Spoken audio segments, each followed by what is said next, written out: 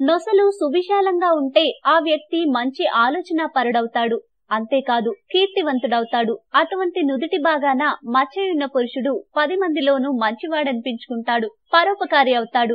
ధనధాన్యములకు లోటు ఉండదు. ఈ పుట్టుమచ్చ సరిగ్గా 2 కనుబొమ్మలకు మధ్య ఉన్నట్లయితే ఆ వ్యక్తి దీర్ఘాయుష్మంతుడవుతాడు. భోగమునందు ఆసక్తిని కలిగిన వాడుగా ఉంటాడు. సువాసన ద్రవ్యముల పట్ల ఆసక్తిని కలిగి ఉండి స్త్రీలను విశేషంగా ఆకర్షించగలవాడై ఉంటాడు. ఇక కుడి కనుబొమ్మ మీద మచ్చయున్న వివాహము త్వరితగతిన అవుతుంది. సుగుణశీలి అయిన భార్య లభిస్తుంది. భార్య మూలంగా గొప్ప అదృష్టవంతుడవుతాడు. ఈ పురుషుడు శాంత స్వభావంను కలిగి ఉంటాడు. కుడి కంటి లోపల మచ్చయుండినట్లయితే స్థిరాస్తులను కొనగల శక్తివంతుడవుతాడు. కుడి కంటి రెప్పపై పుట్టుమచ్చ ఉన్నట్లయితే సంపదలను కలిగి ఉంటాడు. వాహన సౌఖ్యము లభిస్తుంది. మొత్తం మీద ముఖానికి కుడివైపున పుట్టుమచ్చలు కలిగిన పురుషులు అదృష్టవంతులుగా ఉంటారు.